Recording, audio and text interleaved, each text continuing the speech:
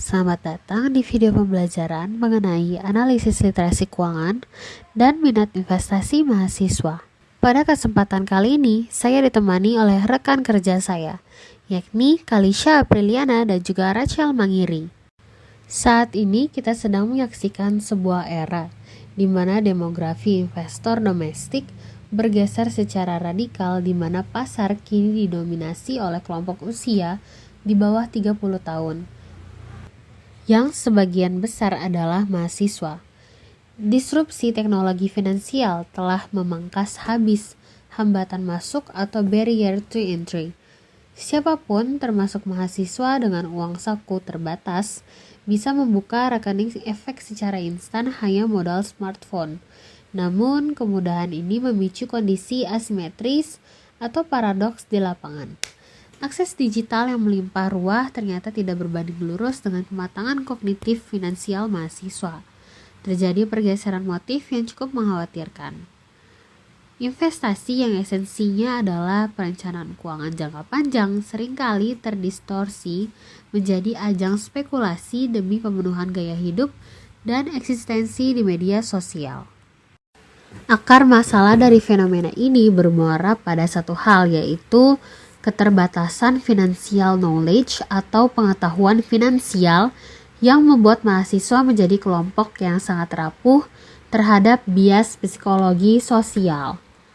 Saat ini marak sekali perilaku fear of missing out atau FOMO di kalangan mahasiswa, yang dimana mahasiswa mengambil keputusan alokasi aset secara membabi buta hanya karena patuh pada rekomendasi influencer finansial tanpa melakukan research tersendiri. Akibatnya apa? Akibatnya muncul fragilitas keuangan. Ketika pasar bergelonjak, ketidakmampuan memitigasi resiko berujung pada kerugian modal akut yang tidak hanya merusak dompet, tapi juga mengganggu stabilitas psikologi akademis mereka.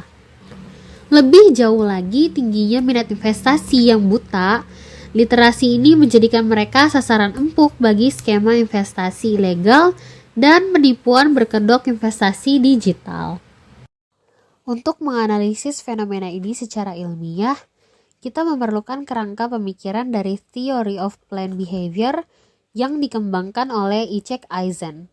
Teori ini menyatakan bahwa prediktor terkuat dari tindakan nyata manusia dibentuk oleh niat atau minat berperilaku mereka terlebih dahulu.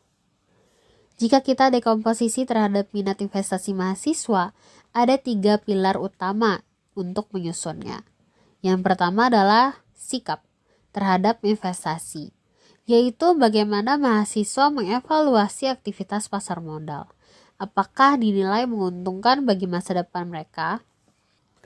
Kedua adalah norma subjektif, yang mengukur seberapa kuat lingkaran pertemanan, lingkungan kampus atau media sosial mendesak mereka untuk ikut berinvestasi.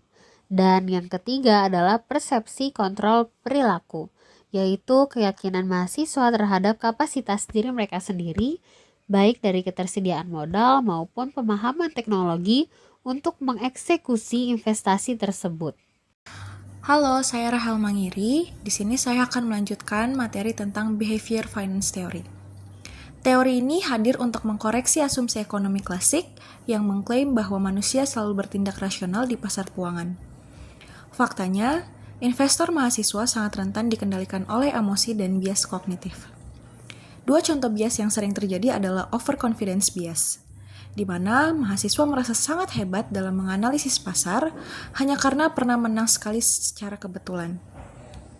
Serta loss aversion bias, sebuah ketakutan psikologis yang berlebihan terhadap kerugian yang memicu tindakan emosional seperti panic selling saat harga aset turun sedikit. Di sisi lain, literasi keuangan memegang peran vital, yaitu sebagai instrumen kontrol kognitif untuk mereduksi bias emosional tersebut agar mahasiswa tetap mampu berpikir jernih. Selanjutnya, mari kita bedah variabel bebas kita, yaitu literasi keuangan. Sesuai dengan taksonomi konstruk yang dikembangkan oleh Chen dan Volpe, literasi keuangan diukur melalui 3 dimensi operasional yang komprehensif. Dimensi pertama adalah financial knowledge atau pengetahuan finansial. yang menguji pemahaman mendalam mahasiswa terhadap konsen inflasi, suku bunga majemuk, teori portofolio, hingga mekanisme kerja pasar modal itu sendiri. Dimensi kedua adalah financial attitude atau sikap finansial, yaitu orientasi psikologis dan cara pandang jangka panjang mereka dalam memperlakukan uang. Dan dimensi ketiga adalah financial behavior atau perilaku finansial, yang melihat praktik nyata sehari-hari seperti kemampuan mencatat arus kas uang saku dan meregulasi diri dari godaan konsumsi impulsif. Selanjutnya, kita beralih ke variabel terkait, yaitu minat investasi mahasiswa. Secara operasional, minat dipandang sebagai tahap psikologis awal yang menunjukkan pemusatan perhatian dan kesiapan mental mahasiswa untuk mengalokasikan dana mereka.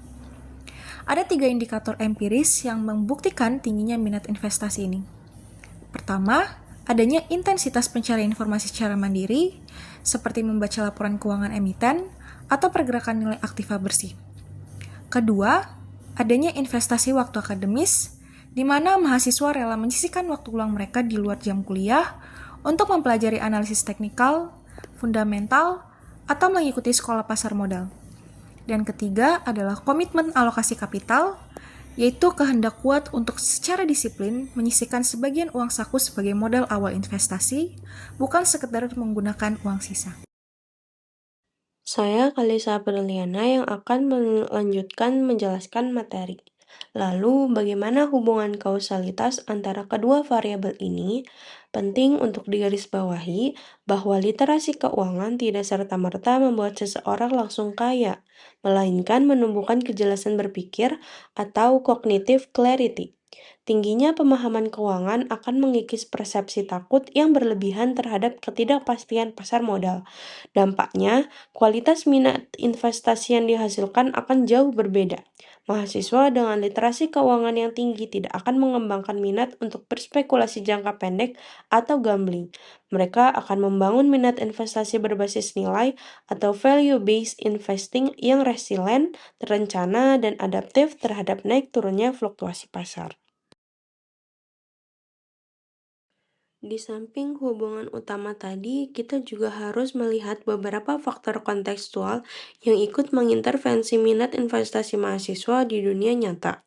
Faktor pertama adalah motivasi finansial, yaitu dorongan intrinsik yang kuat untuk mencapai kemandirian ekonomi agar tidak lagi membebani orang tua, serta mengejar kebebasan finansial sejak usia muda.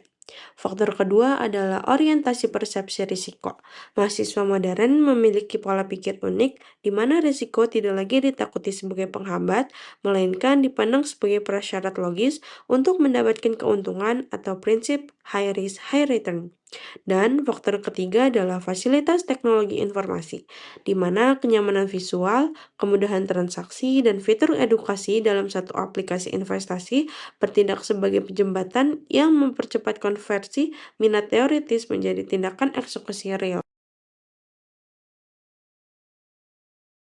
Sebagai kesimpulan akhir, analisis ini membuktikan secara ilmiah bahwa literasi keuangan adalah jangkar utama agar minat investasi mahasiswa berkembang ke arah yang sehat, logis, dan berkelanjutan. Menstimulasi minat investasi tanpa fondasi literasi keuangan yang kokoh adalah langkah berbahaya yang berpotensi menjebak mahasiswa dalam jerat kerugian finansial jangka panjang atau skema investasi ilegal. Oleh karena itu, rekomendasi strateginya, perguruan tinggi harus mereformasi kurikulum dengan memasukkan literasi keuangan praktis serta memaksimalkan peran galeri investasi BI sebagai laboratorium analisis pasar modal.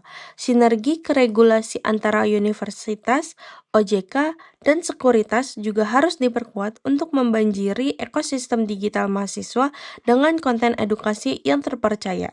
Dan bagi kita sebagai mahasiswa, mari bergeser dari paradigma kita, gunakan teknologi bukan hanya untuk konsumsi atau mengikuti tren semata, melainkan untuk membangun keamanan finansial masa depan kita. Terima kasih sudah menyimak, sampai jumpa di pembahasan berikutnya. Jangan lupa klik like, share, dan di subscribe.